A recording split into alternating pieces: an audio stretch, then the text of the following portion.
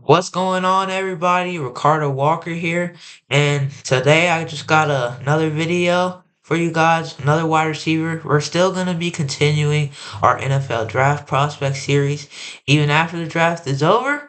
But tonight, I want to let y'all know that the 2025 NFL schedule does get released at 8 p.m. So y'all definitely want to check that out. But let's just dive right into it. So the receiver we're going to talk about today is Emeka Egbuka, the wide receiver from Ohio State University. And this is a 6'1", 205-pound receiver who had 81 receptions, 1,011 receiving yards, and 10 touchdowns this past season at Ohio State. And overall, I think he had a great bounce back season in 2024, even though his 2023 season was ridiculed by an ankle injury. And he's definitely a big reason why Ohio State won the chip last year.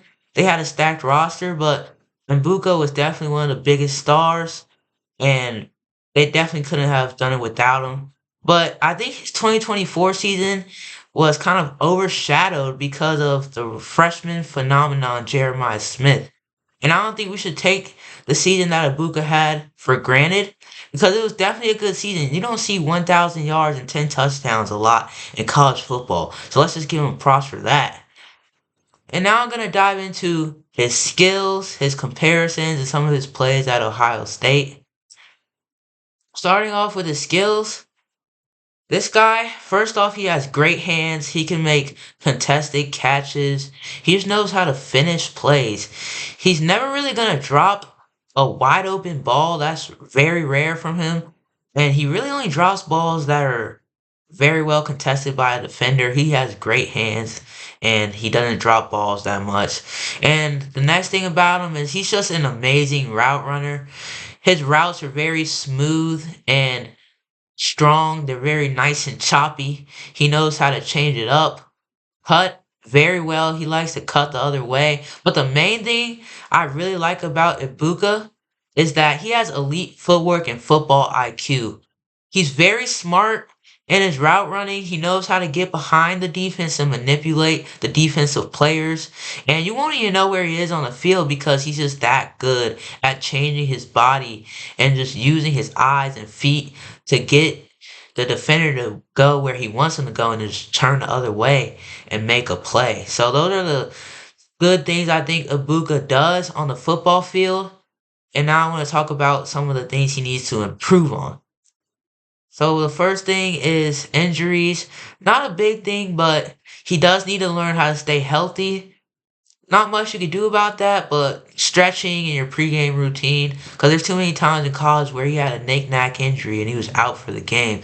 So that's something I would just recommend him getting better at. And something I would definitely be careful if you're looking at him from a fantasy perspective. And two other things is that he just struggles as an X receiver.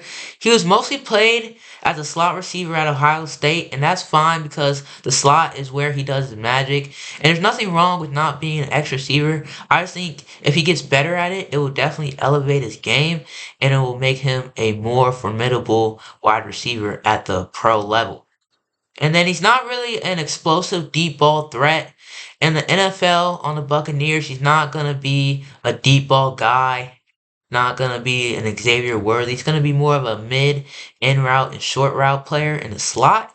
And that's fine. I just want you to know that he's not a deep ball. He's not going to make explosive, big, wow plays. And that's all for his skills and weaknesses. And let's just talk about his tape. Very excited. On this first play, he's really just going to run a deep slant. What you're going to see is release.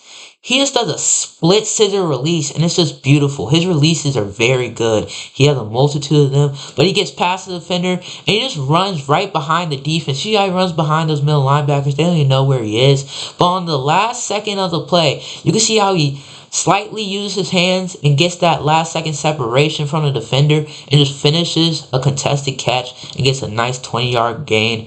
Great play by Emeka Egbuka and good manipulation from him.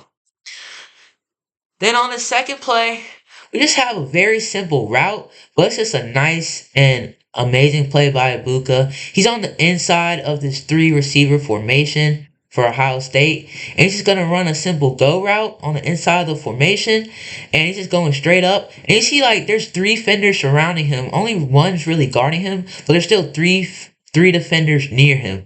And the defender's actually going to get his hand on the ball before Egbuka even touches it. But he still has great eye and hand coordination. And he finishes the play bobbling the ball with one hand, but he possesses it with one hand. And that's just a great focus play by Egbuka. You can see how he makes those contested catches daily in his career. And that's nothing for him. That's just an amazing play by Egbuka. Then on this last play, Egbuka, you're gonna see a similar route from the first play we showed, but it's gonna be like a mid-end route, and he's actually gonna score on this play. He's just gonna run his route, run right through the defense. But you see when he's getting guarded, he's gonna make a nice hard cut, nice change of direction and acceleration on his route. And he goes right past that defender. He's going to go out, make a catch, and he's going to finish the play with a touchdown. That's a beautiful play by Egbuka, and I love how he just uses his speed and his route running to his advantage. And that's all for the plays for Egbuka, and that's just great stuff. I love his tape. I definitely think he's going to be one of the better wide receivers in this draft. He could definitely be the best. I mean, I like what he does. He's a very promising and full of potential receiver. He has all the skills needed and tools. But besides that, let's talk about his comparisons for the NFL. So two players I really have for Egbuka, and the first one is going to be Tyler Boyd, because with him and Egbuka, they both love the short and intermediate routes. They both have the same frame basically, and they just, you see Tyler Boyd, he was a wide receiver 3 on the Bengals, but he still produced at that level. And that's the same situation Egbuka is on the Buccaneers as a wide receiver 3. And I could just see him being just like Tyler Boyd in that offense for the Buccaneers, fitting that same role as Tyler Boyd, and their games are just so similar. And then the second player I have is Amon-Ra. Now, Amon-Ra St. Brown, this is a stud. He's a superstar receiver in the NFL right now. But I'm not saying Egbuka is going to be as good as him. But I will tell you this. Those Ohio State wide receivers are something else, man. Ohio State has the best wide receivers, hands down. But if Egbuka just so happens to shine and just excel at his game, and he just so happens to become a star like that, then I can see him being the next Amon-Ra. Their games are just so alike, they mirror each other. Amon-Ra can be moved in and out of the formations. He's moved all around the field. You can do screen passes, slant, and Amon-Ra excels at an X receiver. Something if Egbuka gets good at, he'll definitely be just like Amon-Ra and just as versatile as him. They're both versatile receivers, but Egbuka's still kind of stuck in that slot position, but he works on the X. He's definitely going to be a force to be reckoned with. But those are my two comparisons for Emeka Egbuka. And the last thing I want to say about him is that on the NFL pro scale, I think he's going to do well his rookie season, even though he's in a kind of tight and skilled wide receiver room on the Buccaneers roster. He still can learn and develop under receivers like Mike Evans and Chris Godwin, who excel in the middle of the field. And I think he could definitely pick up some nice tips and tricks from them and just take that guidance from them. I think they'll be nice mentors for Egbuka. But also, let me not forget this. Egbuka was drafted 19th by the Buccaneers, and the Buccaneers saw something in Egbuka that they didn't see in the other receivers. Egbuka went before Matthew Golden, and in my most recent video, I had Golden going second behind McMillan, but Buccaneers said, nah, we're taking Egbuka. And I think they took him because they said we want a young receiver who fits well in our scheme, and that's going to be our next stud receiver. We all know Mike Evans and Chris Godwin are on the latter years of their NFL careers, and they're getting pretty old. They're still studs, but You need someone younger with the same talent as them, and I think Egbuka will develop perfectly for the Buccaneers. Besides that, that's all I have for Egbuka. Looking at it from a fantasy perspective, he's gonna be a wide receiver three, mid wide receiver three for now. But if one of them get injured, Chris Godwin and Mike Evans, definitely look to start him. But I can see him exploding into a nice rookie receiver for the Buccaneers, and I can't wait to see how he produces on this roster. I hope y'all enjoyed this video. Please share to people you know. Hit that like and subscribe button.